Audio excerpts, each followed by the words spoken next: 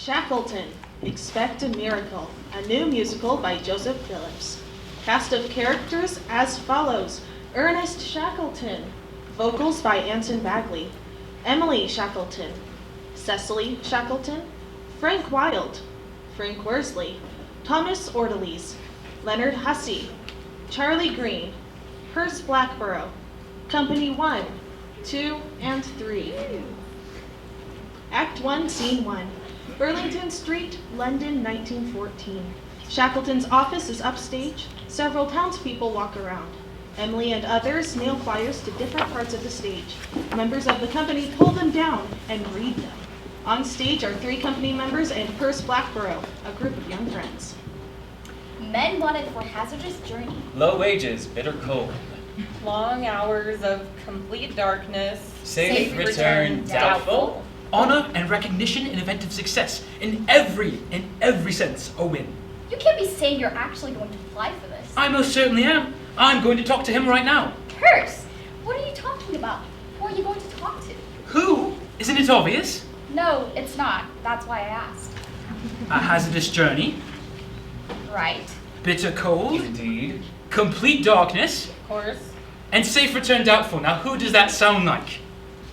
Oh my giddy aunt, you're going to go work for Santa Claus, aren't you? No! One of the greatest explorers ever to live. You don't know him? There's a bold adventurer whose name you ought to know. There's nothing that can stop him, be it rain, hail, sleet, or snow. All of the Antarctic might as well be claimed his. He's off again to cross it. And his name is Shackleton, Sir Ernest Shackleton. And I'm gonna join him, wait and see. Shackleton, Sir Ernest Shackleton. I know he's got a spot just for me. Thomas Ortelies comes from Shackleton's office and crosses. The music continues. I've been waiting my whole life for this moment. Can't have been too long. What are you, 14? Almost 19, thank you very much. And who might you be? Major Thomas Orderly, and already a member of the expedition. What? How? Are they taking applications already? No, I was handpicked personally from the Royal Navy by the boss himself. But I wouldn't even worry about applying if I were you. There's no voice for hopeful children. Just wait a minute. I know he'll want me. Let me talk to him.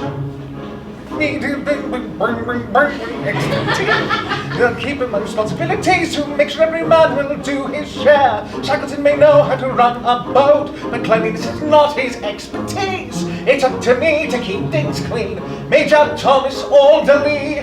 The music transitions as Thomas shoos Perce and his friends from the stage, and the focus shifts to Emily as she continues to make flyers around the stage. A company member comes up and pantomimes talks to her. She replies to them. Yes, my husband. He's setting off to cross Antarctica by dog sled. Though I know not the kind of career that most people would choose. An entertaining one, to be sure. What's not sure is his mind. Shackleton, oh darling Shackleton, if only you could see what I can see. Shackleton, opened up and let me in. The fear will fade as soon as you believe. Transition to Frank Worsley's room. What a strange dream was last night. I was sailing on a street,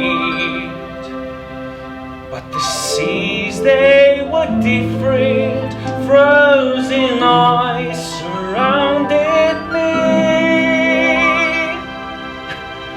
I wonder what this means. Oh, it was Burlington Street, I believe. I'll head there tomorrow and see what there is to see. Perce, Thomas, Emily, and company return to stage.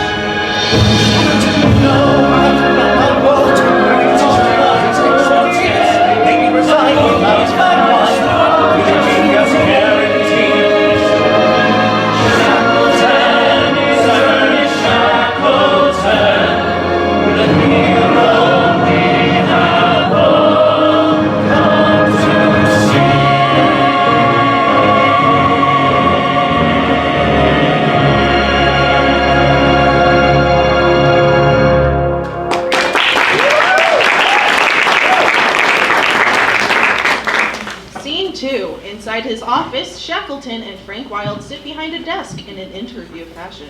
Wilde sits stoically, staring at the door. They all sit for a moment in a shared coolness before Shackleton yells very authoritatively, Next! An applicant walks in the door to the office and begins to open their mouth to speak. Next! Applicant walks out glumly. You know, it's so hard to find a good crew. No one ever has anything to say. Next! Leonard Hussey enters the room with a banjo. Ah, now here's someone interesting. At least he's got a gimmick. Good morning, sailor. I am Sir Ernest Shackleton, and this is my second-in-command, Frank Wilde. Frank will not be speaking to you. He is not being rude. He simply doesn't say much. Right. So, what's with the banjo? Well, sir, I just came from my meeting with the London Banjo Club. I didn't have time to drop it off on the way. Wonderful. I do love a good banjo. We find ourselves in need of a meteorologist on this expedition. Tell me, do you have any qualifications for that sort of thing? Well, no, sir, but I recently returned from Sudan. That sounds fascinating. As an anthropologist. Right then, you're hired. As an anthropologist? No, as our meteorologist. I'm sure you'll pick it up in no time. And I expect some fine banjo playing. Now, hang on. Is this how all the interviews have gone? More or less. Would you like to observe? I suppose. Thank you. Wonderful. Next!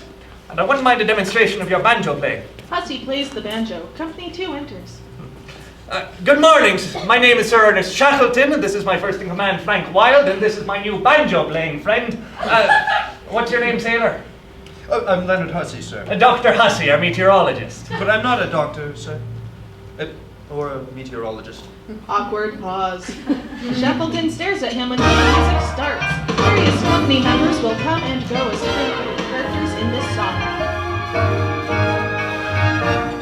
I'm Shackleton. This is my good friend Frank. Tell me, why would you like to join our ranks? I've sailed the seas for years on end, and I can steer a ship around any bend. Yeah, very impressive. As an aside, what's your favorite part of shepherd's pie?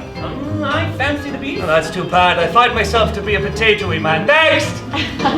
Welcome in. You know why you're here. Are you prepared for the southern frontier? Why, yes, 4 times I've sailed to Greenland. There isn't a better man in all of England. That may be true, it may be not. I really think I deserve this spot. I'm the best, and anyone else would cause damage. You know, somehow I think we'll manage. Next! I'm confused. Here's the thing, it's not about the expertise. Well, then what? We're all for a man who follows commands, without question, without doubt. We're going to see the whole thing out. It's righteous in their stride, and I prefer they stay behind. It's just a matter of respect. Doesn't seem all that complex. Don't disagree, learn humility, and listen to me, or else. Next! Oh, good, it's time for the cooks. Tell me, what's the best recipe you've got in your books? I don't follow recipes, so instructions in general get on my nerves. Next! Next! What's your name if we need to do roll call? Charlie Green, but you can call me Joel. Yes! Now I Love get you, it. mate. And you can afford to be polite. Quick decisions, intuition, when you're dealing with the kitchen, cataclysms, big derisions, all those reasons, causing visions. If the schism isn't fixed, it Don't doesn't let's fit. stop at any chore. And that's right, we need someone more mature. They win or lose, we gotta interview the men who choose to endure. Nurse enters, really excited. Aren't you a little young to be applying for this expedition? Well, no, sir, I'm 18, and may I just say it's an honor to be speaking to you. Right, and who are you? My name's Percy Blackborough, sir, and I can add a lot to your expedition. I'm young and energetic. Yeah, that I don't sounds all know what- very nice, but you're really a bit too young to be a part of something like this. No, really, I I can do it. do appreciate your enthusiasm, but you're too young. Maybe if we needed a cabin boy, but this isn't that kind of tip. I'll take that as a maybe. That's not what I was saying. The hunch will be seeing him again. Looks like the only position we need to fill is our captain of the ship. Dance break. Yeah.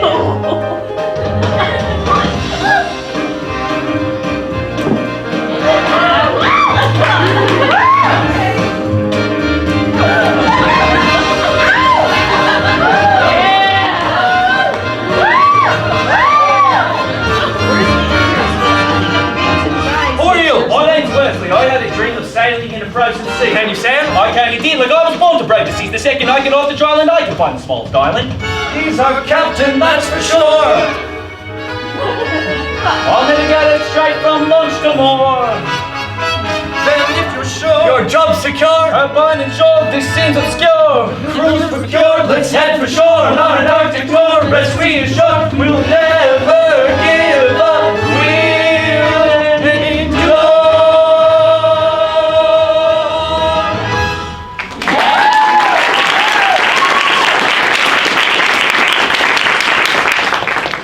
Scene 3. After a long day of work, Shackleton returns home. His wife Emily is in their living room reading a book by the fire. Their young daughter Cecily is hiding behind a chair. When Shackleton enters, Emily stands up and comes over to him, giving him a hug. How were the interviews? Oh, just fine. We found our meteorologist and our captain. You'll like them both. Is the meteorologist actually a meteorologist this time? Oh, Emily, you know me so well. That's not an answer. Did you hire another juggler? No, this one's a real scientist. Who plays the banjo? Oh, Shackleton. What a nut you are sometimes. And that's why you love me. They come close together, but are interrupted by the sudden appearance of their daughter Cecily from behind the chair, who jumps onto Shackleton. Oh, no! Oh, she's too strong. I need help. Please. Oh. He falls to the floor motionless. That's right. Cecily looks proudly at Emily, who smiles at her. Cecily, what have we said about attacking Papa? You can't. I can't Attack Papa. attack Papa. Without me! Emily runs to Shackleton, and Cecily giggles as they start tickling Shackleton on the ground. Oh, no, what a betrayal! Right then, Cecily, now that you've vanquished your father, it's time for bed. Oh, but I don't want to go to bed. I want to stay up and talk about adventures. Oh, there'll be plenty of time for talking about adventures tomorrow. Listen to your mother, Cecily. Please, just one story, and then I'll go right to sleep. I promise. Emily and Shackleton look at each other and smile. They've heard this many times. Once upon a time, Yay! there was a brave adventurer, and he traveled far and wide. Like Papa? Yes, very much like Papa. He loved to sail. But he loved his family even more, his beautiful wife. And the angry troll princess who lived with them? But you have to make it a little magical. Yes, and the angry troll princess. They were a happy family. They were all very excited for the journeys of the brave and adventurer. One day he left on a danger ship. He kissed his wife goodbye, gave a hug to the troll. He walked out the door, looked back in the kitchen. He saw his wife standing, and saw a single tear fall. Well, he turned around, came back into the house, gathered them up in a big embrace, and he told them, "Listen to my promise. Though I'm far away, I'll be back again one day. I know it's hard to see me leave, but I'll be back to stay." And he left. The long voyage he was met with all sorts of challenges and troubles. A sneaky little dragon had crawled into his pack. He was angry at first, then they became friends. His team began to doubt if they'd ever make it back, for they'd run into danger. They thought it was the end. But he was brave and he was strong in his heart and in his head. He knew that they'd be fine. And he looked at them and said, "Listen to this promise. Endure to the end, and you'll make it through, my friends. If you lose your life for me, you'll find it in the end." And he tried to save them all. All right, to bed you go, young lady. But how does the story end? Oh, we'll have to wait and see how it ends. That's how all good stories are, aren't they? I guess. Good night, Mama. Good night, Papa. Good night, little troll princess. Don't forget your promise. She exits. I won't. I don't think I'm as eloquent as you make me sound in that story. Oh, it wasn't about you. Really? Because it seemed to fit really well. I really thought. Right, yes, it was hardly about you. Uh, But it's also about this character in a book. oh? Yes, it's this interesting book all about philosophy and endurance. Just tell me you were reading the Bible, Emily. Yes, but then you wouldn't listen as thoroughly. Fine, fine. Tell me about this character. There's a great leader, and and he's getting ready to send his followers off on this dangerous adventure. Sounds familiar. Yes, that's why I wanted to share it with you. Anyway, he tells them that it's going to be dangerous and they might get hurt and mistreated and maybe even die. Well, and then this he is says, uplifting. And then he says, if they endure to the end, they'll be saved. Does he say how exactly? Yes, right before he sends them off, he tells them, he that findeth his life shall lose it, and he that loseth his life for my sake shall find it.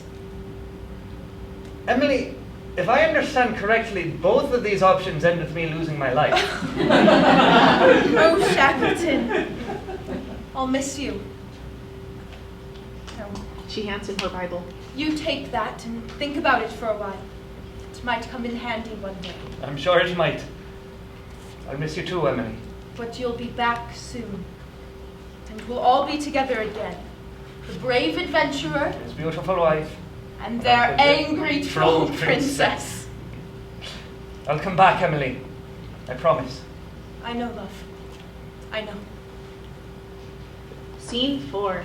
Retivkin Whaling Station, South Georgia. A few months later, the closest civilization to Antarctica. Members of the crew gather in small groups on the street. Thomas walks in with a newspaper calling out to Worsley and Hussey. Have you heard about this? The world's at war! Well, calm down there. What's the news? Just after we left London, the Austrian prince was assassinated, and now all the countries of Europe are at war with each other. I must have missed some connection there. How exactly did this war get underway? It's time to get underway, sir. Nearly. How do the seas look this year? Not very good, sir. Have the whalers been running on much ice? The whalers have refused to go out. The ice is behaving so badly. The Endurance should be able to cut through. I'm sure it'll be fine. We've made it this far. Let's just get everyone on the ship. Transition to Group 3, a much sneakier group. Perce walks up with Green and Company 3. Perce has on a ridiculous hat and a fake mustache. Alright, lad. You've made it this far. Now we just need to get you on the ship. Right, I guess I thought I'd just walk on when no one was looking. No, Shackleton runs his ship too tight for that to work. He knows everyone who comes and goes. So what should we do? We'll sneak you on board and hide you for the first 3 days until it's too late to turn around. Splendid. So where to hide? So Serbia attacked Austria. No, so Serbians attacked one Austrian, then Austria attacked Serbia, and then... Well, how did we get involved? Well, that's what I'm getting to, if you just pay attention, honest! I am paying attention. We usually try to pay attention to what the ice is telling us. Yeah, but with a ship like this, I'm telling you, it won't be a problem. Trust me, I've been through this ice many times. If we get stuck, we'll just chip away at it. This isn't the kind of ice you can just chip away at. This is much bigger than that. Perce is now holding a pan over his face. No, we'll need something much bigger than that. Yeah, I suppose we need to hide all of me. What about that? They all look to the left where a giant rug is laying rolled up. A light bulb moment. Ah, that's it. That's it exactly. There's the rug. There's the rub. If we get involved, the Americans will have no choice but to butt Well, in. you shot down all of my suggestions. What do you propose? We have no choice. We have to give up. Oh, for crying out coming loud. up. Group Right. 3 is now shoving Perce into the rug.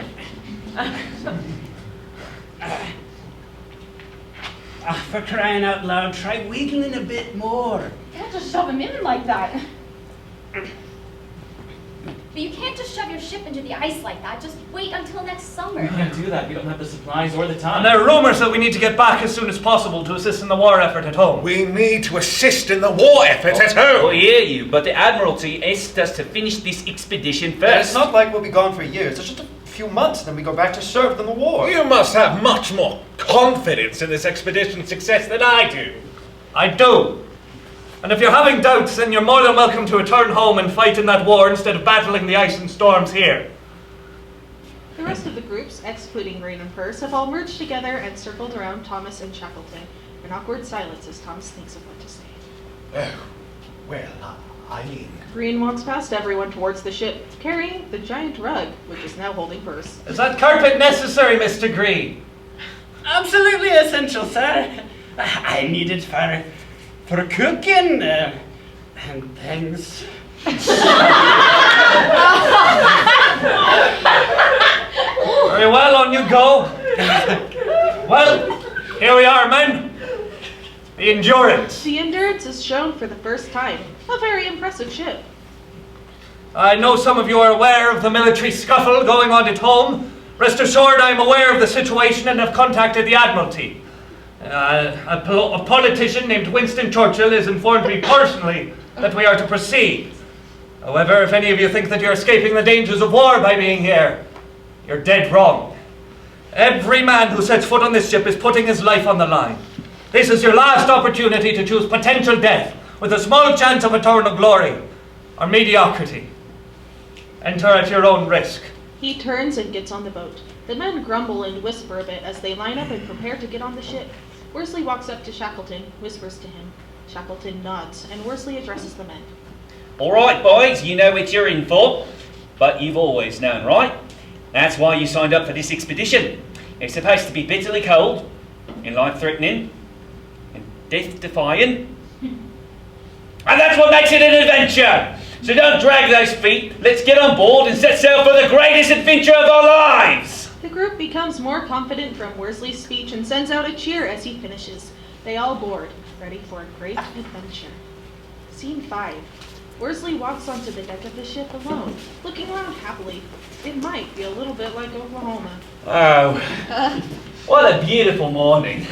Oh, what a beautiful day. If you start singing, I'm going to abandon ship. Well, good morning to you too. Hussey enters from the opposite side of Thomas. Doughball, where's breakfast? I see. Grab Lieutenant Grumpy over here and bring him over here. Aye, aye, Captain. He grabs Thomas and drags him against his will, up stage left where Worsley is. You don't fancy my singing, Thomas? Birds sing, even the dogs sing. And what you do sounds more like screeching than singing. Oh, does it now? I've always thought I had a lovely voice myself. Or perhaps you just haven't heard me at my best. I really wouldn't care for a demonstration. Oh, that's a splendid idea. Dr. Hussey, a note, please. This is a song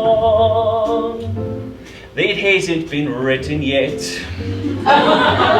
It's not very long, and it's got some comedic effect. I'm breaking the fourth wall to tell ya the writer sends his apology. He wants you to know he's compelled to watch his phraseologies. So this song doesn't have any words. It's just a fun little song. Doesn't have any words. It's time now to move on. Next scene.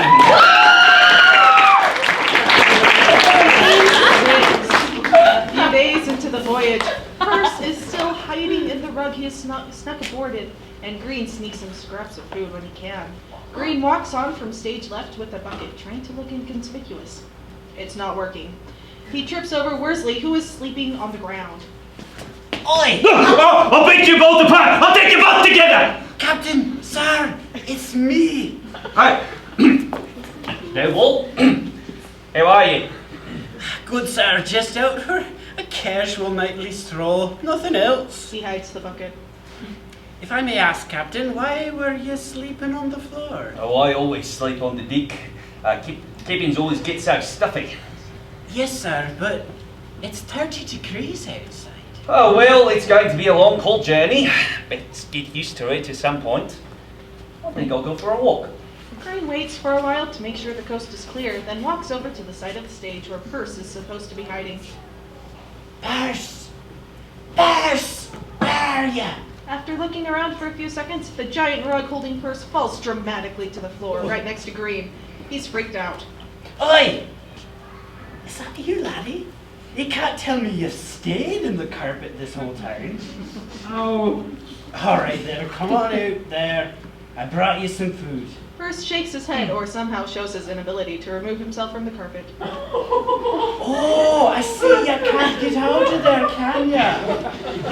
Well, here. Green begins to feed pieces of meat and other foods to Purse as he sits on the carpet. He gives him a banana, and when the peel comes out, he sprinkles some salt, etc. As Green is feeding Purse, Company 2 walks on. He sees Green putting food into the carpet and is obviously confused. What's going on?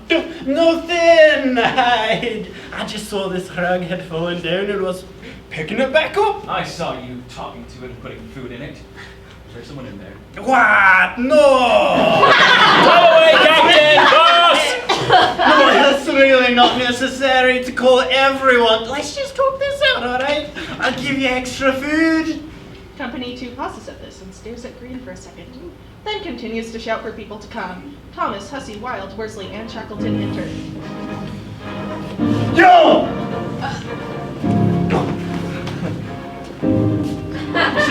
You said maybe, right? I told you to stay home. There's no room on this expedition for inexperienced boys.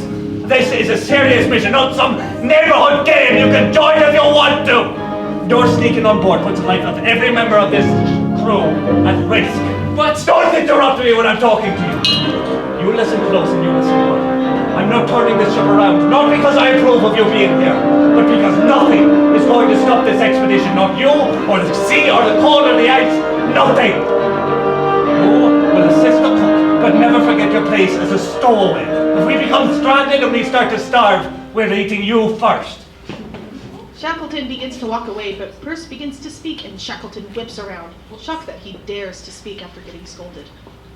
they'd get a lot more meat off of you, sir. An incredibly shocked and awkward silence from everyone. Green drops his bucket. Slowly, Shackleton begins to smile and then walks off stage.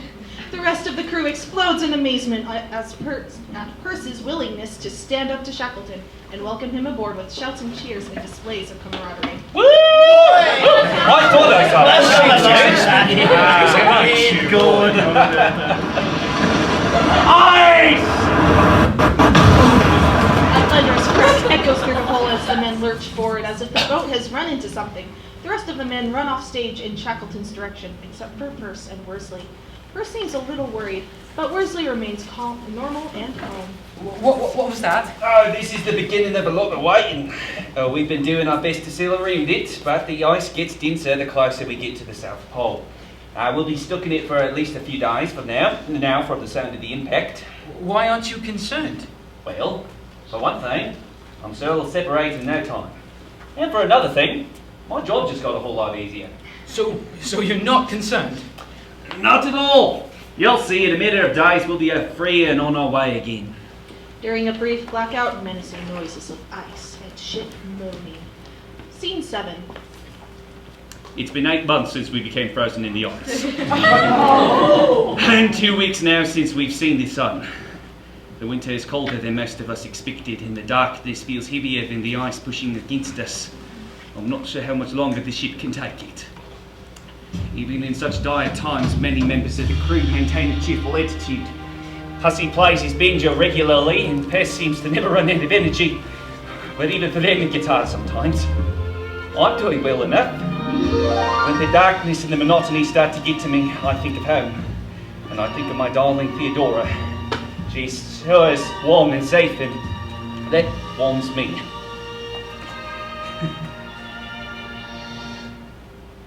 I dream of you and where you are.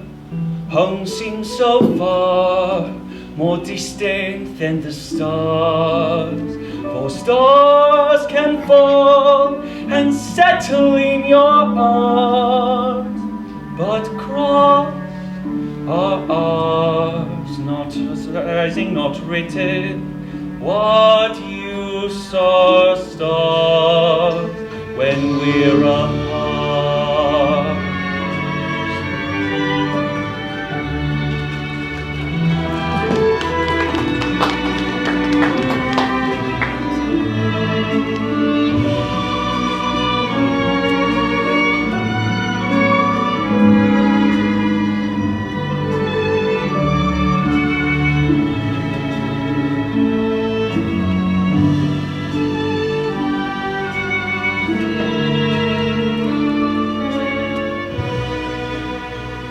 As the sun begins to rise very slowly, we see the wives and loved ones of the Endurance crew, not just dreaming of them, but praying for them, and encouraging them to continue onwards.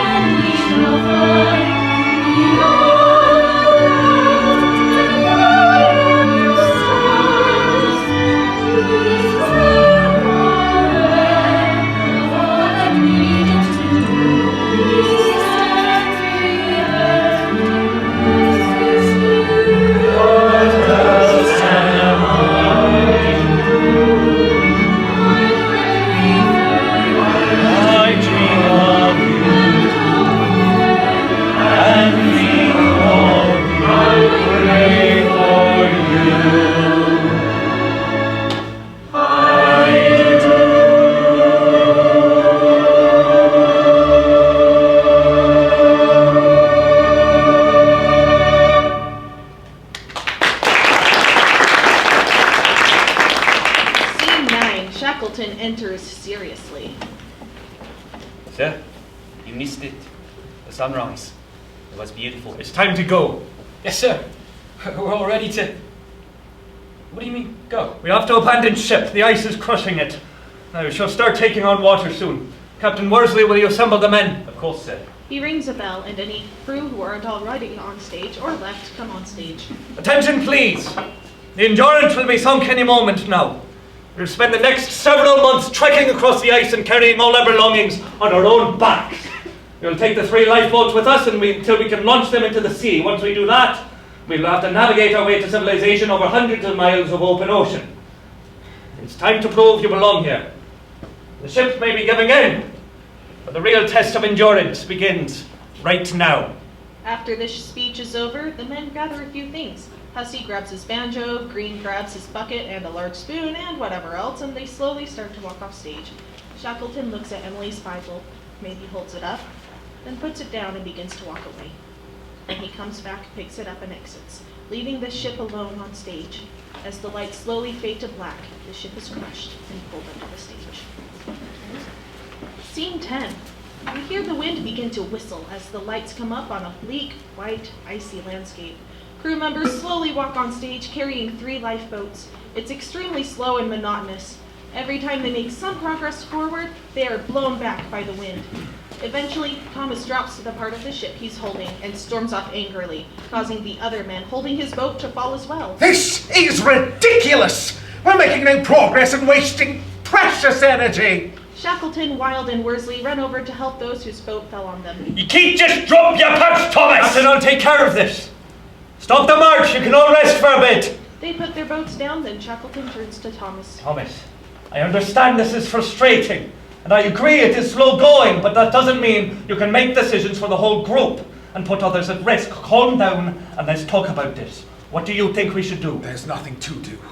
We need to just stop on whatever solid ice we can and wait until we can use the boats. That's right, and where do you think we're going?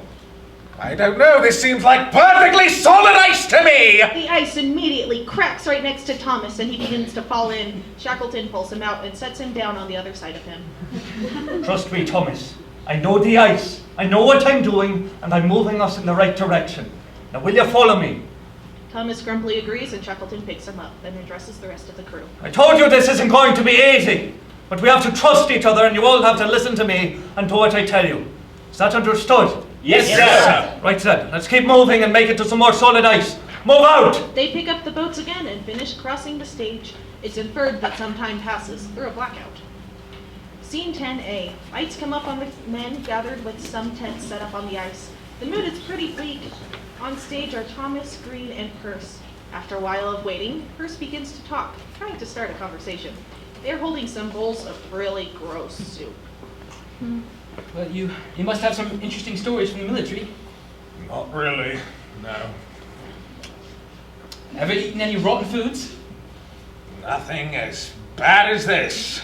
Oh, for crying out loud, there's no need to get personal. It's nothing personal.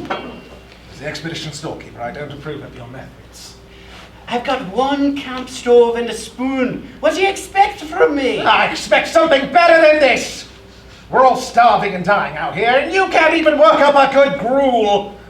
What's wrong with you? What's wrong with me? Maybe you'd like to try preparing a meal for 28 men with 1 stove, seal blubber, and a single spoon. Maybe I will! He throws his bowl of soup across the stage at the same time as Wilde enters. There's an awkward pause. Then Wilde turns around and walks out. Maybe let's all just calm down a little bit. We're all stressed and things are tough, but we don't have to fight about it, right? Smiling hopefully at Green and Thomas, he opens up for a hug. Green and Thomas exit angrily to different sides of the stage. Worsley enters, passing Thomas, and gets some soup and sits down next to Perce. Well, he seems to be in a good mood. How are you doing, kitten boy? I'm actually doing pretty all right. People always told me I'm too optimistic, but in this situation, I think it's a pretty important trait. Oh, indeed it is. We need a few more men like you and Hussey to keep the crew's spirit high. Even the boss himself is starting to get low. But we can't let that happen to us now, can we? No, sir. And if I may ask, why is Sir Shackleton seeming so concerned? Worsley looks around and becomes quieter and more focused in a moment of unusual seriousness for Worsley. Have you heard of Captain Robert Falcon Scott? Of course. Besides Shackleton, he's one of the greatest adventurers there is. He's still trying to reach the South Pole, isn't he? He was. Haven't you heard? Heard what? Well, he made it to the pole, but the Norwegians beat him there by just a few weeks. On the return trip, he got stranded with his supplies on the ice with 4 of his men. When was all of this? Their expedition left 4 years ago. Just a few months before we left London was when they finally found the bodies. Oh, I can see why that would frighten the boss. But it's more than that. Shackleton and Scott served in the Navy together. Then they sailed together on their first journey to Antarctica 15 years ago. Shackleton was his right-hand man. They had some disagreements later on in life, but at the end of the day, they were like brothers. I never knew. I think many of the crew don't realise. That's why he's so intent on everybody following what he says and not giving up. Men on Scott's crew didn't, and you see what happened. So promise me this, Percy, even in the darkest night when survival seems impossible, promise me you'll keep believing and you won't give up hope. Will you do that for me? You can count on me, Captain. Good lad. Worsley takes his first bite of soup, and it's disgusting. He almost spits it out, but remembering his advice to stay positive, goes on to drink the rest of it in one gulp. Could be worse. More sounds of ice breaking and wind whistling. Scene 11. Hussey is on watch. Shackleton grumpily comes to relieve him. Who's there? Who's there? Hussey, I take my turn on watch after you every night. You know it's me. Answer me, stand and unfold yourself. Unfold myself? I beg your pardon. It's Hamlet, come play one. Most carefully about your hour. It's midnight. Go to bed, Hussey. Yeah, it's almost the next line. Good job, boss. For this relief, much thanks. 'Tis bitter cold, and I am sick at heart. I like to quote Shakespeare when I'm on watch on my own. It helps the hours pass by. What do you do to pass the time? I watch. I wait for the ice to crack. That's why we have a watch. Right then. I'll leave you to your watching. Good night, sweet prince.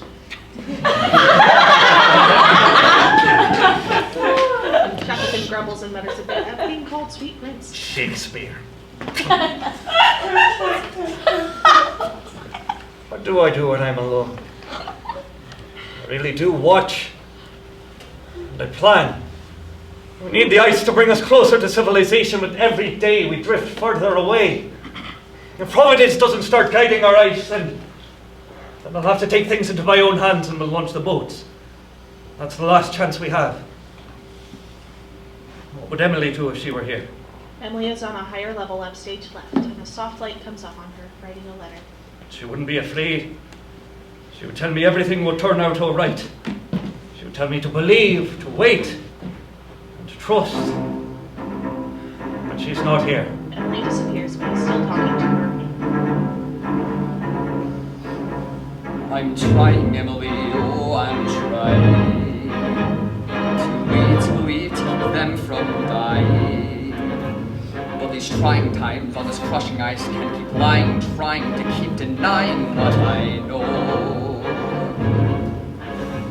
If we sit and pray and hope for the day where the waves are stayed and the ice gives way, then we'll wait and come to hate this fate we prayed would come our way. No, we'll keep going on the road ahead.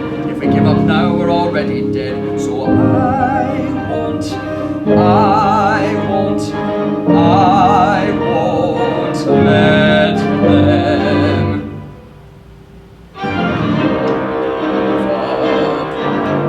but now we've come too far across the sea. Die trying, but is the pressure all on me? Never stop trying, Emily. I don't know if that means I have faith. I think it just means I'm stubborn. I think if I had faith, then I'd be getting more help. Because right now it really seems like it's just me trying to save us. We need help. We need the ice to bring us closer to civilization, but every day we drift further away.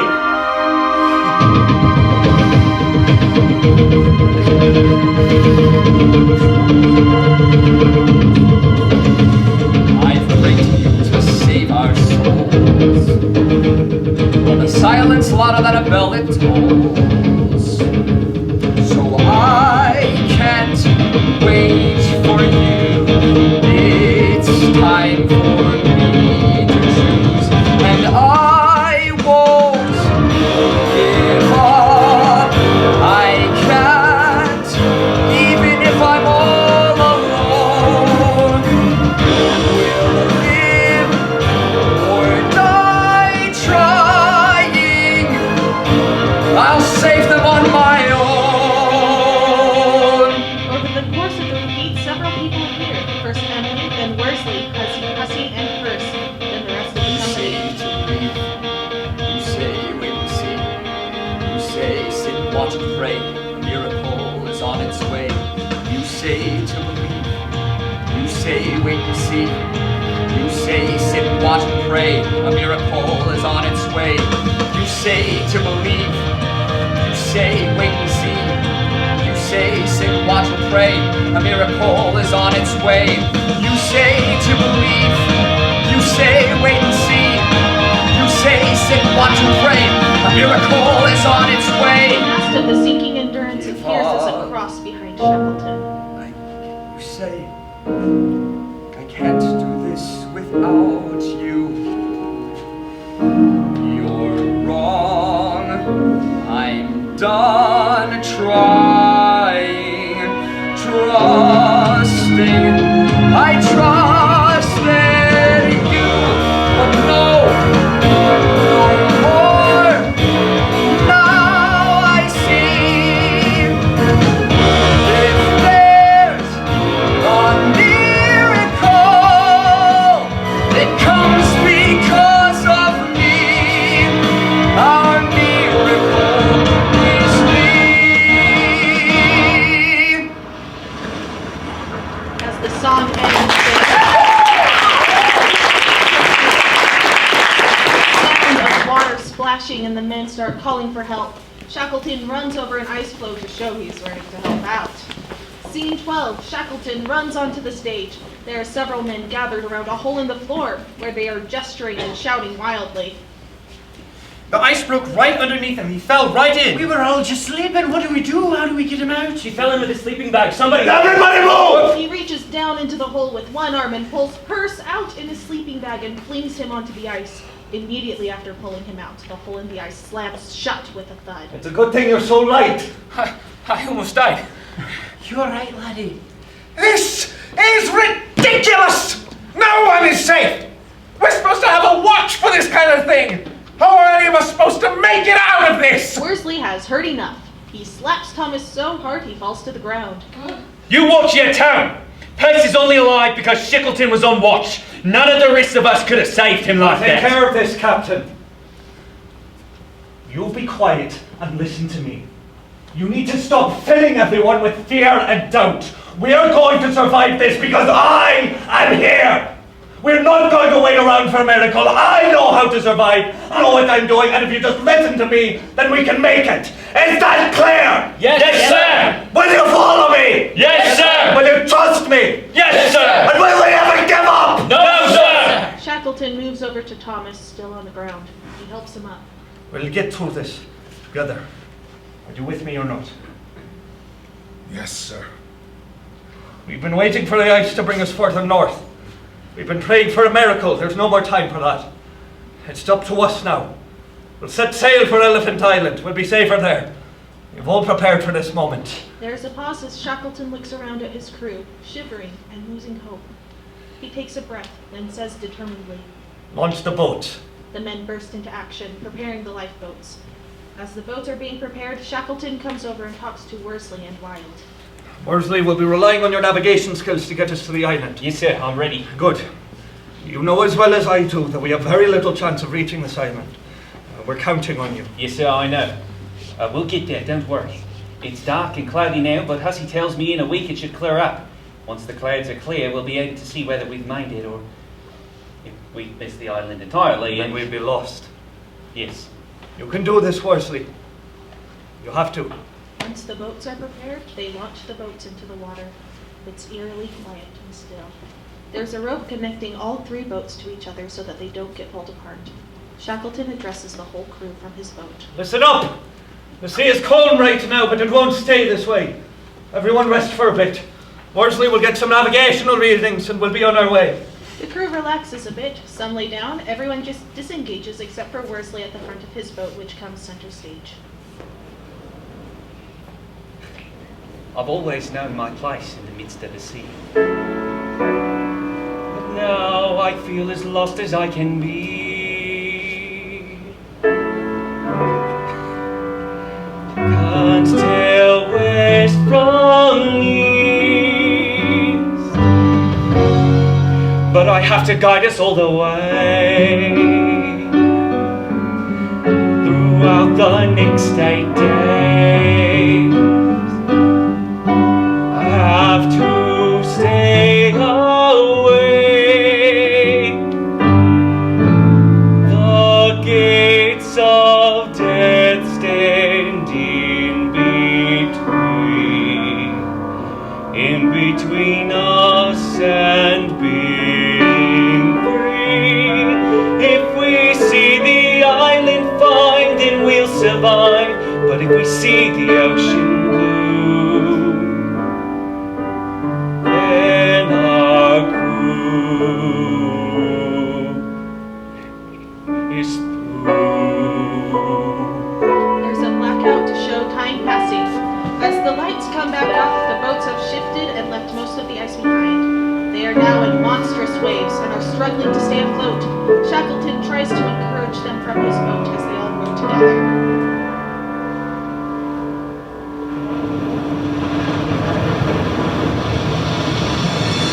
Come men, let us not give up our lives. We will not make widows of our wives. We'll make it out alive. The gates of death will overcome. We keep on fighting till this war's won. So keep on your oar till we reach shore. Our troubles will be done. All together, one. I just want to say thank you, and I to you as well, For letting me stay on this trail. to taught me things that I could never learn without you here. This is it! The sun is coming out! If we see the island here, we're saved! If it's not there, we'll be there! Come on!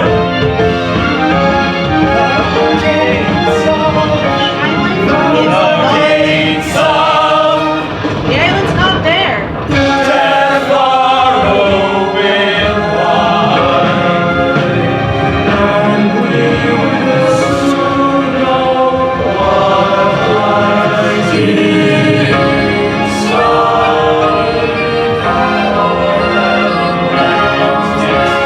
Face it side by side.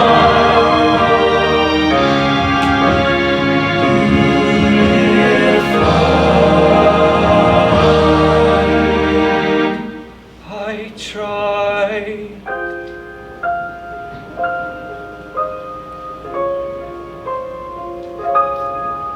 I thought I could save them. I lied. A huge storm picks up and the rope holding the boats together snaps. The lifeboats get separated from each other and boat 1 and 2 fade off and exit, leaving Shackleton and his boat on stage, slowly fading to black, fearing for their lives. End of Act 1.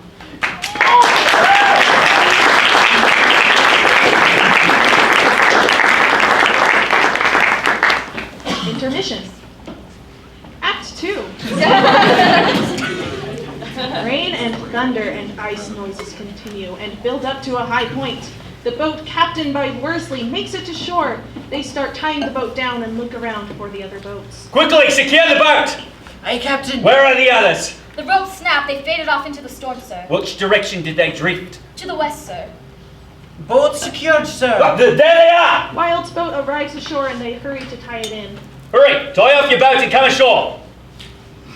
Tried to lose us for a second there, didn't you? Wait, where's Shackleton? The rope's tying us together snapped in the storm.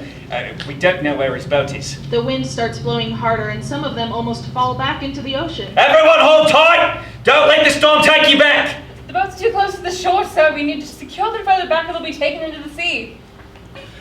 Whole boat secured, Captain. Very well, Green. Release the boats and secure them further up on the island. Ah, for crying out loud! Aye, Captain. Where's Thomas? He's on Shackleton's boat. They got lost in the storm, same as you. Another gust of wind blows and the ships move dramatically. His Tension's purse? rising. Is Purse with them? I thought he was supposed to be with you. No, he was with Thomas and Shackleton. Well, where's Shackleton? As Hussey raises his voice on the last line, an anchor flies in from the direction of the ocean. The men pause for a second, registering what's happening, then grab the rope and begin to start reeling in the last ship with Shackleton in it. Finally, they are all on the island, and the last lifeboat is brought to shore. As they are securing the last lifeboat, Shackleton begins to take control of the situation. Mr. Wilde, Captain Worsley, is everyone in your boat safe? Yes, sir, we've all made it. We thought you were... Well, we thought you had... But you're fine, and you're here now. Is everyone in your boat safe? Yeah. Company 2 carries Thomas, who falls lifelessly to the ground. He doesn't move, and everyone stares. He's fine. As he comes over to check on Thomas, Purse gets out of the boat and comes toward the men. Is he going to be all right? Purse, you made it. Oh, of course I made it. Never had a doubt. Thomas should be fine. All his vitals are normal. I thought you weren't a doctor. I dabble. So, we've all made it. Oh, very well. I think it's time I left for. The lion starts to drift off as he passes out, totally unconscious. A beat. Then everyone freaks the heck out. What's wrong with him? Who else was on his ship? Did anything happen? About what just happened? Oh, I told him this would happen. The commotion stops and everyone turns their attention to Green. Then Shackleton says quietly, but intensely. What? Well, the whole boat journey over here, what has it been like 7, 8 days? He was either steering the boat or navigating us here. He refused to sleep the whole time. I told him it would have consequences, but he said it was his duty as captain. So, is he dead? No, he's not dead. Listen, I don't want any of you to tell him about this. I'm not proud of what I have to do, but I know it'll work. It's been done to me. Do you have to amputate his leg? Purse, no! How would that help? And look, I have both my legs! You're making it sound very dramatic. No, I just need to give him the kick. Oh, good idea. Where you put him in a chair and then kick it backwards so the feeling of falling adjusts the fluid in his inner ear, thus awakening him? No. Like this. Shackleton winds up What hit me? the head. Worsley awakes with a start, maybe in a karate chop move. Don't worry about it. All right.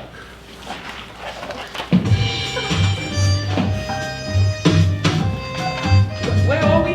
The real question is, where are we? Land. We're on land. We landed. Here we are on the land. Right, but it looks like rocks. A bunch of rocks? No, they're not sinking. It's just a pile of rocks. Welcome, my friend, to Elephant Island. Not much to look at, you can see. But welcome, finally, to Elephant Island. It's rocky, but it's good enough for me. For now. For us. For now. Till we figure out. Where? Well, finally where? I guess I just thought it would be a bit more fair. Thomas wakes up and chimes in. It's inhabitable. It's inhospitable. It's indefatigably unlivable. Well, Thomas, you win the prize for being a living thesaurus. Come on, crew, let's cheer up a bit for this island we have before us. Welcome, my friends, to Elephant Island, and maybe just a dot in the sea. Welcome, yes, welcome to Elephant Island. A dot's just a perfect size for me. Yes! That's great. Yeah.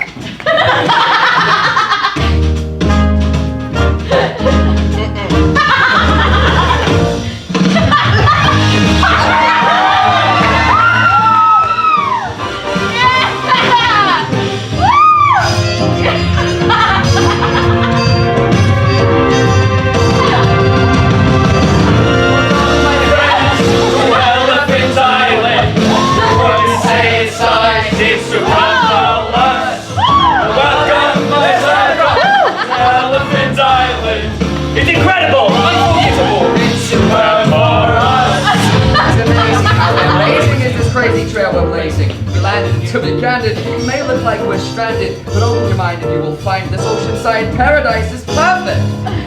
Welcome. Welcome to Elephant Island.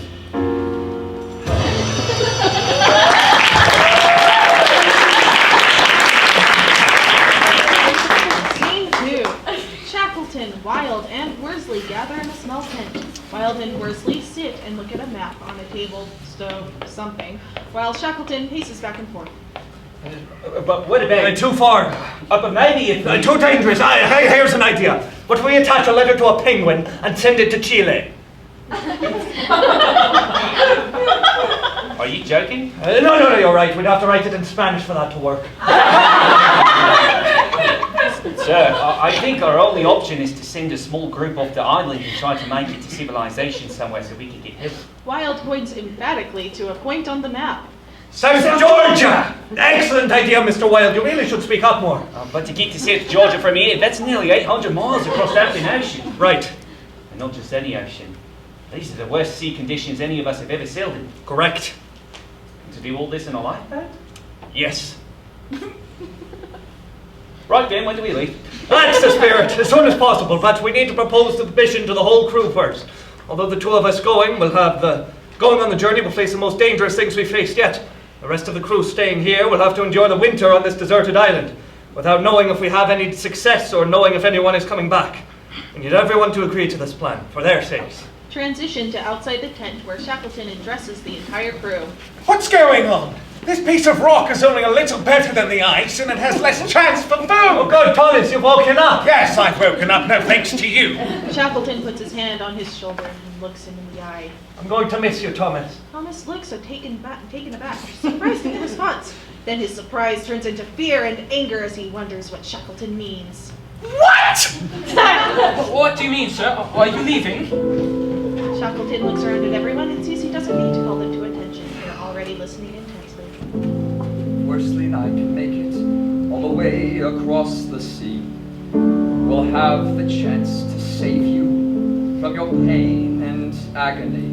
And though the chance is small, you know we have to try. We have no other choice, that's all. We do this or we die. Shackleton pulls out the Bible. I don't normally do this, but I want to read a verse with you. This comes from the Gospel of Matthew.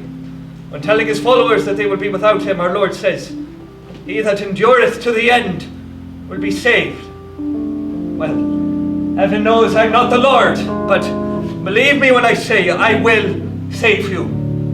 If you do your part and endure to the bitter end, never giving up, no matter what, I'll do my part and bring you safely home. If I can't, well, if I can't, I'll feel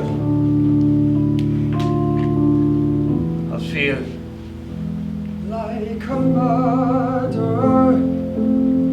That's what I'll be if I can't return. Your lives depend on me, so I'll protect you. I won't let you die, because I would be. Shackleton goes around to each of the men and shakes their hands, or hugs them as they join together. See you again, but until then, goodbye, my friends. Goodbye, my friends. See you again, but until then, goodbye, my friends.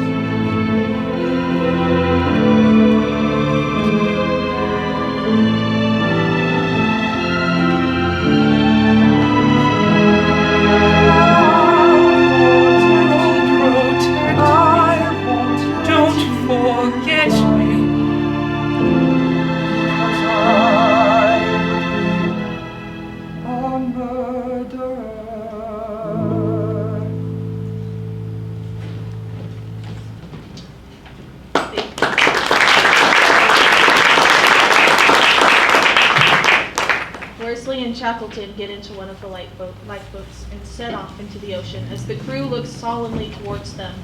Sounds of water rushing and waves crashing to prepare for the next scene. Scene 3. A lifeboat enters from stage right, carrying Shackleton and Worsley. Have you been able to get a sighting yet? Well, not yet. The sun hasn't come out from behind the clouds in the past 2 days. But you're confident that we started off in the right direction? I'm fairly confident. It's impossible to tell exactly, though. As long as I can get at least one sighting of the sun every day for the next 3 days, we'll be on the right track. Time passes. When the lights come back up, the boat is rocking more, and they seem more tired. Both are working to keep the boat afloat. Any luck? Still nothing. We just have to hope that we're still on the right track. You were supposed to be an expert at this. I'm doing everything I can!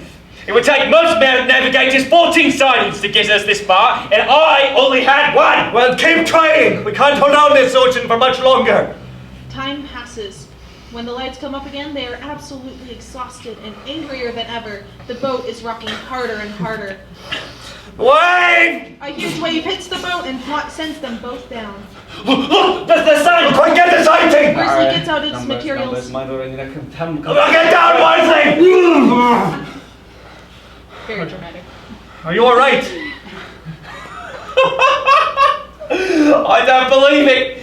According to that sighting, we're only a day away from South Georgia.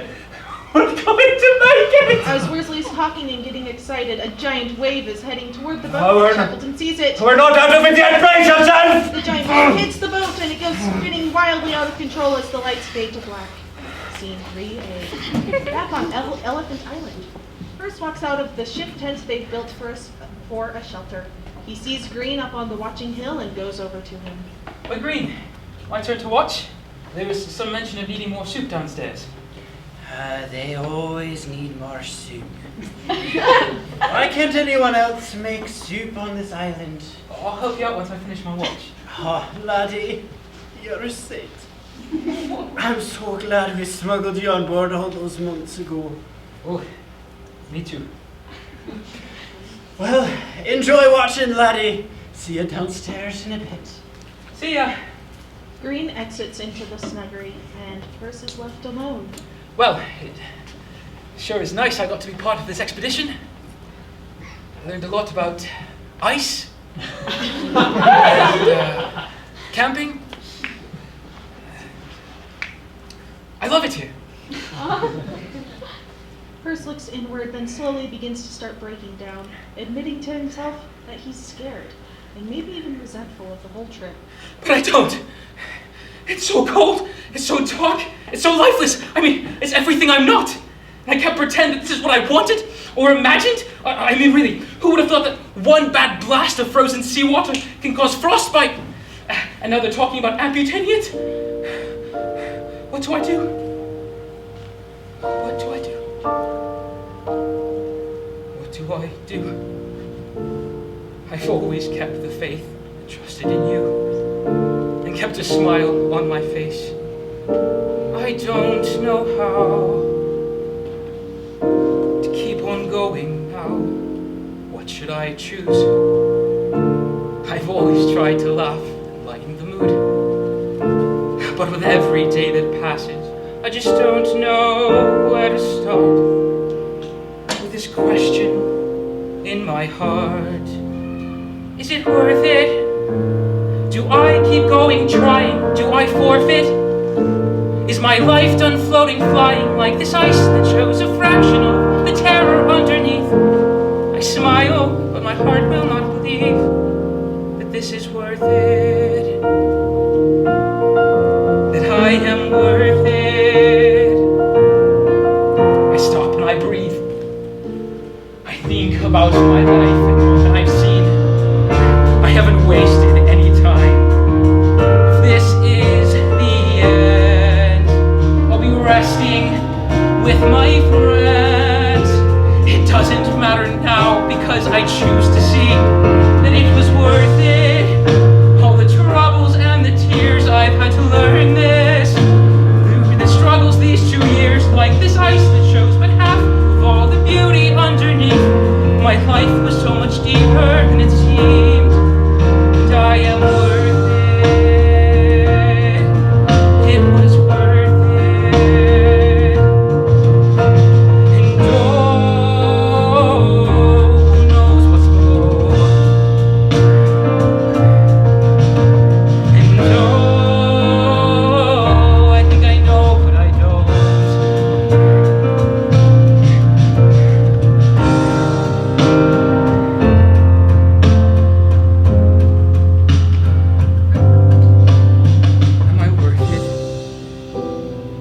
you care if I live or if I worsen? Do you have love to give? Or like the ice, are you just cold, unresponsive to us all? I hear a voice that starts out still and small. It says that I am worth it. There's so much more to me than this. Yes, I am worth it. I still have love to give. If the ice can break and crack, but never sink beneath the sea, it may take away my life, but you won't get the best of me. I'll smile, and my heart will still believe. I am worth it. I am worth it. I'll smile, and my heart will still believe.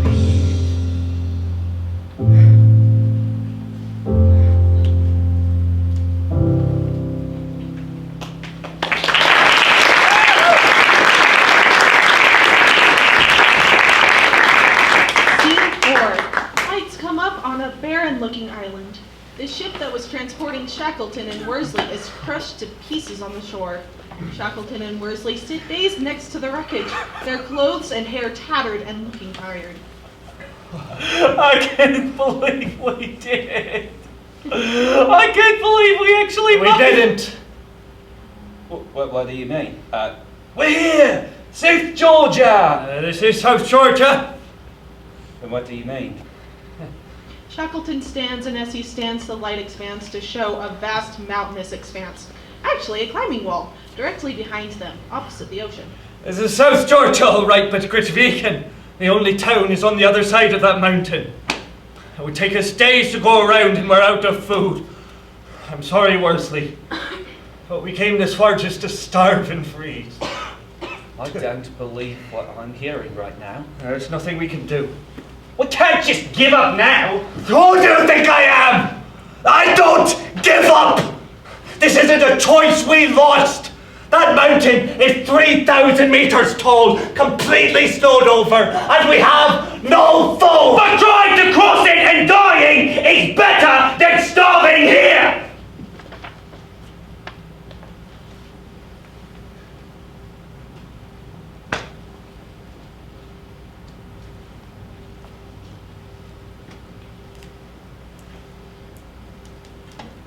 Tie yourself in. I know it's impossible, but it's our only option. Tie yourself in.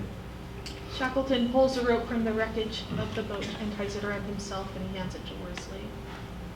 So, we're going to try crossing? We're not trying. Tie it off. Yes, sir. Worsley ties the rope around his waist, and he and Shackleton head over to the mountain, tethered together. They both begin to climb up the wall. At one point, Worsley falls off the mountain, but is tethered to Shackleton, who holds on and carries his and Worsley's body weight. A person's arms are seen reaching over the edge of the mountain and hauling Shackleton and Worsley over the edge to the top of it. Did you see that? Oh, yes, you saved my life. It's amazing you were able to hold on and pull us up. No, it wasn't me. Well, this is no time for humility, Shackleton. It was incredible. Shackleton looks around to see where the arms came from, but sees nothing. You didn't see anyone else? Who would I have seen? Never mind. Let's keep going. Shackleton and Worsley exit over the mountain. The scene changes to Elephant Island, where despite Perce's positivity, hope is dwindling. Perce, Hussey, and Thomas sit around the fire as Green stirs a pot of soup in the corner. Worsley comes in from watching. Any news? Wilde says nothing, just sits down and sits by the fire. Of course there's no news. There's no reason to even watch. They're not going to come back. Convenient thing to say when it's your turn to watch. Come on then, out you go. No! No, I refuse. There's no point in watching. There's no point in staying. No one's coming for us. Come on, have a little heart. Shackleton could be in South Georgia by now. And you know what's Wilde said? They all look over at Wilde expectantly. He looks up at them and says nothing. Exactly. We can't give up. No, go on, Thomas. Your turn for watch. No, I won't go. Why don't you go, Hussey? You're so confident in our survival. It's not my turn. Sounds like, to me, you just don't believe anyone is coming. You may have a point. That's right. Well, I bet no one else really believes we'll be safe either. The rest of the men look down, but Perce looks around. astonished at what he's hearing. What? If you're pulling my leg, hussy, green, wild? Fine. Then I'll keep watching by myself. I don't care how cold it gets. I'll let you know when Shackleton arrives. Perce exits the scene, and it changes back to Shackleton and Worsley, who are now out in the audience, climbing through the rows.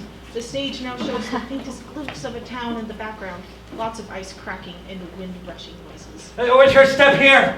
Worsley falls over and the rope tugs on Shackleton. He turns around and picks Worsley up. Come on, come on! I know we're tired and hungry and freezing, but look! We're almost there! Worsley is in really bad shape and he can hardly get words together. He mumbles something or groans. No, you're not dying on my watch! Shackleton looks around. There's another climbing wall in the back of the house leading up to the corner of the first mezzanine. He climbs up it with Worsley hanging from him. Once he gets to the mezzanine, he sees a giant plant displayed in the corner. He tears off one of the gigantic leaves and attaches it to the zipline contraption leading to the stage. Then he puts himself and Worsley inside the leaf and pushes off. They ride the leaf zipline all the way down from the mezzanine to the stage, where they land and couple off. Shackleton takes a breath, looks around him, and sees Worsley, who is unmoving on the stage.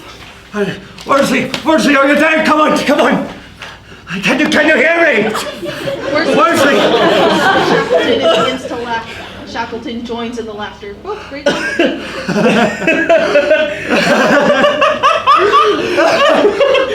can't believe I just did it. Well, it seems like it's time for all of us to start believing a little more. Come on, let's go into town. They get up and start walking over to the town. Scene 5. Shackleton bursts into the main office on South Georgia. I need a ship now. Bless my soul, Ernest Shackleton, you're alive? I'm alive and I need a ship now. Yes, all right. We have one here that's not being used. What's going on? Hands him a key to signify he's letting Shackleton take the ship. My crew is stranded on Elephant Island, and I can't lose any time in saving them. I'll return with my crew shortly. The letters! He grabs the letters and runs out after Shackleton, catching up to him after a second. Shackleton, these letters have been coming for you every few months for the last year and a half. They're coming from your wife, sir. Shackleton takes the letters. Give me those. Thank you. He continues walking to the ship. Company 1 follows after him. How about I guide the ship while you take some time to read those? I've been really curious how everything's going up north. Thank you. What do you mean by how everything's going? What? Have you been living under a rock? Maybe you have, actually.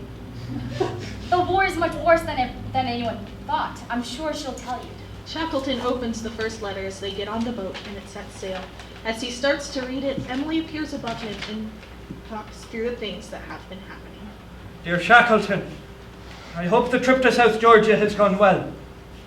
Emily continues reading the letter. I've made friends with the other wives of the crew members.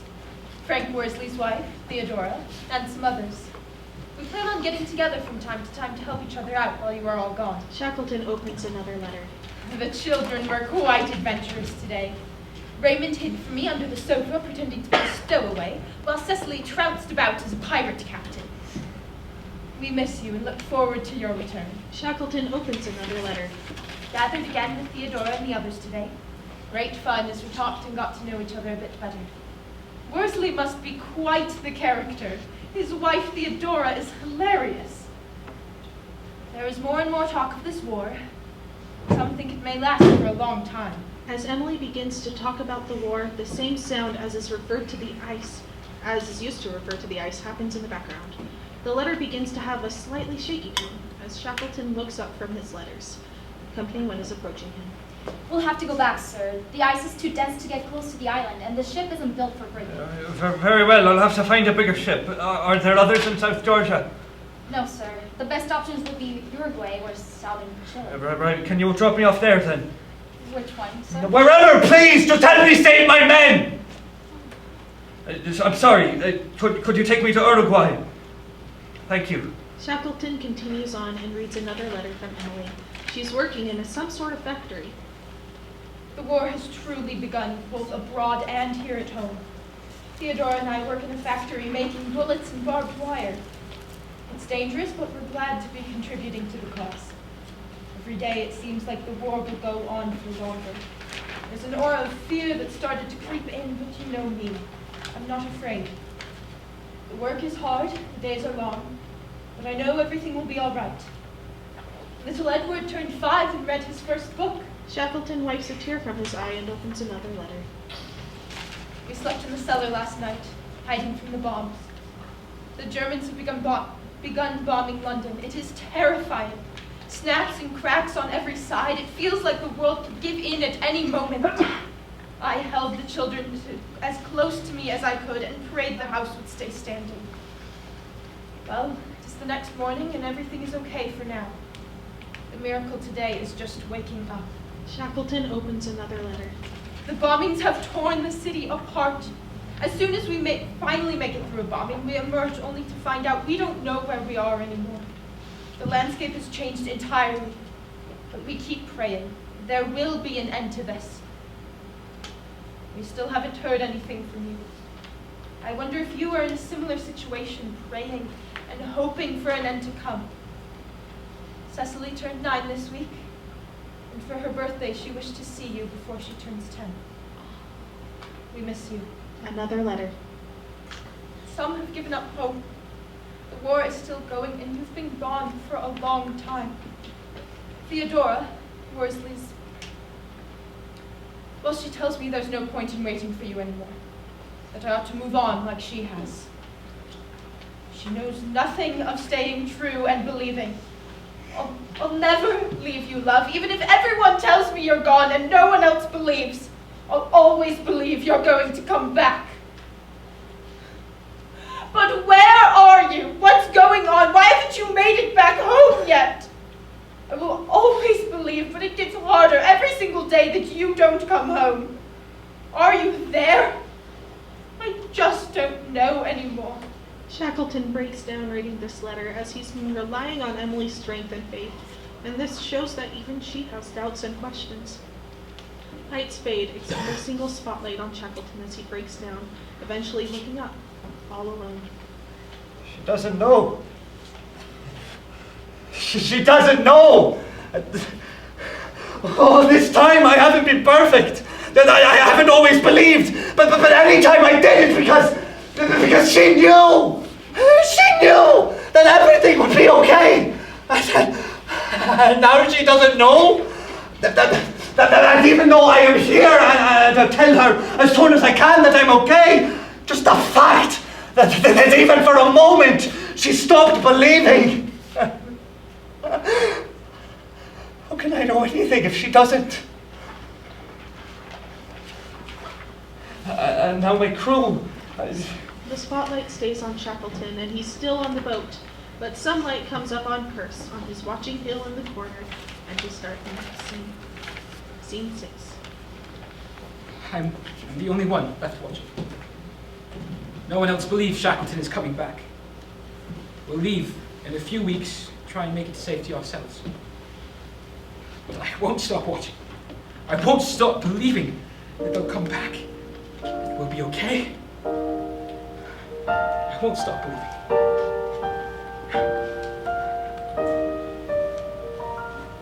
This is worth it. I know that he'll come back and will return and please, Sir Ernest Shackleton, the ice can sit and wait. It doesn't care how long you take. But I can't last much longer, I'm afraid. The others are much stronger, they can wait. But they think you're a goner, and they claim that you're like a murderer. That's what I am, a murderer. Your blood is on my hands. I betrayed you. I'm to blame this time. Now I've become, is it worth it? A murderer. Am I worth it? A murderer.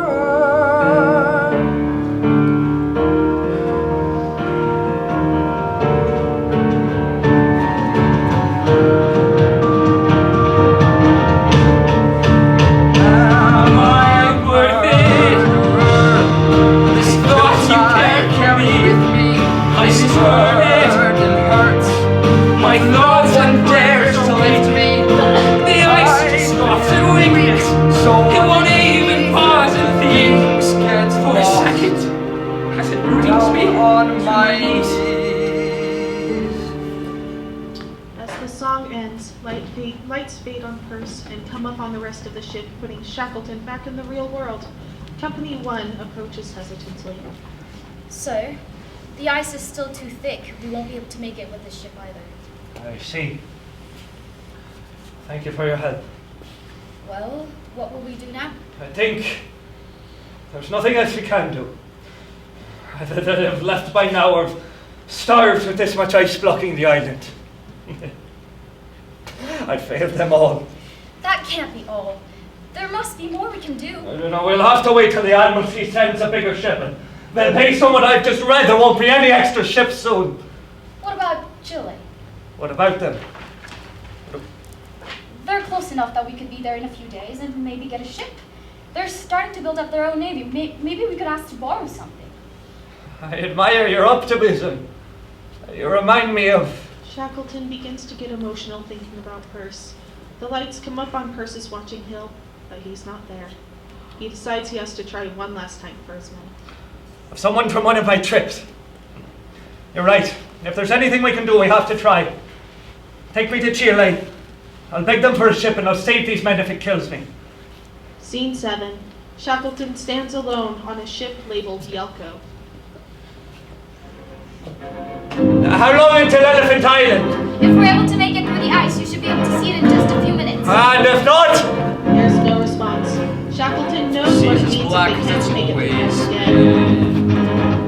And the ice still stands between me and my men. With the dead compounding, my stress resounds even louder now than the ocean sounds. But no one cares, or here's the thing, this bloody war is all that people see. Shackleton pulls out another letter from Emily. There's a war at home and a war in my heart. Has she finally chosen to split apart? Does she leave me, or keep believing the things she preached when hope was easy? Am I now truly all alone, without a hope, without a home? If home is where your heart resides, my soul and all my treasure lies with her. Shackleton rips open the letter and Emily walks on stage, calmly. Shackleton, I hope you didn't dwell on my last letter too long. Oh, but I'm sure you did. I've always kept my promise. Never doubt my love or the help from up above. I know it's hard for you to hear my fears, but listen, love. I almost regretted sending the last letter, but I don't. It's hard to let people in, to tell them when you're scared, especially when they're relying on you for strength. But you have to. You have to let them know. You can't live on someone else's strength. So I let you know. Sometimes I get scared. Sometimes I have doubts and fears, and I don't know what's going to happen. But that doesn't last. Hard times come, and hard times go, but faith is forever.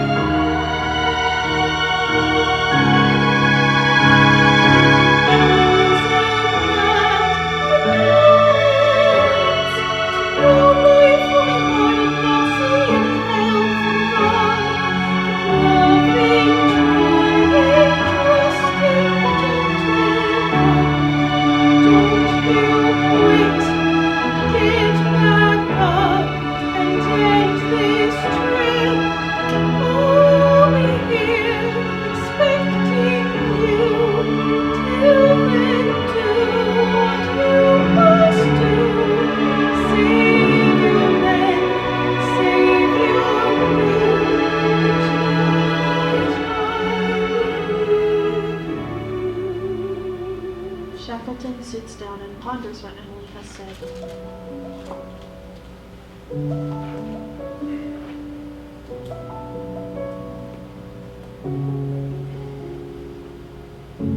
She's right, of course, but it's not about her. It's me. It's up to me. not to save these men, but choose to believe he can. All that I need to do is trust and believe in you. I'll trust, I'll love, I'll never leave you. My love, my God, I trust in you. They hold hands in front of the cross. The song finishes, although the music does not end, and the lights go back to a more realistic lighting as Emily exits. Shackleton sits down again. So all I have to do now is everything I can. And somehow that'll be enough. It has to be. It's faith and belief and trust and endurance. Shackleton races up the steps of the ship with newfound vigor and energy. He sees the island off in the distance with no apparent signs of life.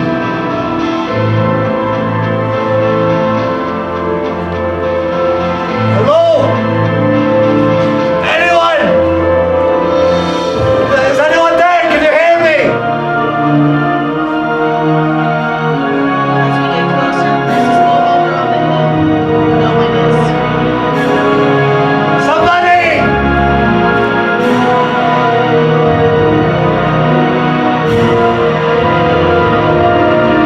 Shackleton! Bart! You stole away, are you alright? Yes, sir! Everyone look at Shackleton! One by one, every crew member comes out of the tent and are shocked and overjoyed by the presence of Shackleton, who is now from the shore. Shouts of hurrah and cheers are heard. Have we lost anyone? What's happened? Mr. Wilde! Mr. Wilde comes out of the snuggery last, visibly worse for wear and extremely cold. We're all here, sir, every one of us.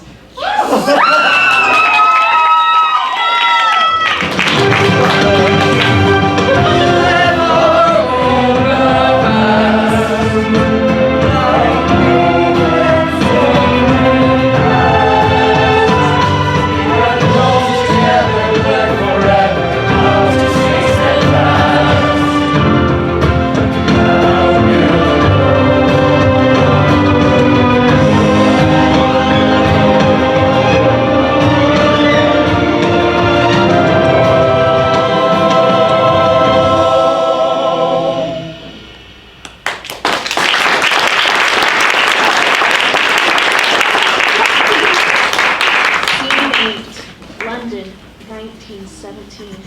It's been 3 years since the Endurance left England. 3 years in which the world has been at war. At a shipyard in London, company members wait for the ship that will bring home their loved ones from this fateful expedition. A ship arrives and Hussey, Green, and Peirce get off. Grace! He runs to Grace.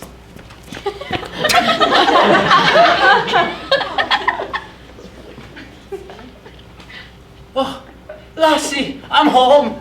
He runs to Leslie. They chat with their families in a circle. Worsley gets off, looks around, then looks down at a letter in his hand. Thomas gets off behind him and also looks around, then down. Where to now, Thomas? Off to the war. I have a meeting with my general in an hour to brief them on the expedition, and then I expect they'll send me to France. Right back into it, just like that. That's the plan. What about you? Off to see family? No. My wife sent me a letter about 6 months ago.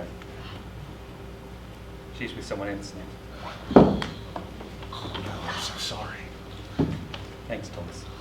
Thomas slowly walks over to Worsley, hesitates for a moment, then wraps him in a hug as Worsley breaks down and cries. After a nice moment, they separate and look at each other. Drinks on me. Worsley sniffs and nods as Peirce comes over with the others jovially. Hey, drinks on Thomas! They exit towards the town. The scene changes to Shackleton in Emily's backyard. There's a birthday party going on, and Emily is thanking the guests for coming as they leave. Thank you so much for coming. We'll see you next month. She turns to her daughter Cecily after the last guest leaves. Her back is to the entrance, and she doesn't see Shackleton come in. I'm sorry Father wasn't able to come home this year, Cecily. I know he misses you so much. Emily. Cecily runs over to Shackleton and gives him a hug as Emily turns around, sees him, and breaks into tears of joy. Shackleton begins to cry as well as they come to the center of the stage, as well as the lights fade out, except for on them. They hold hands, and there's a moment of silence. Love. End of show.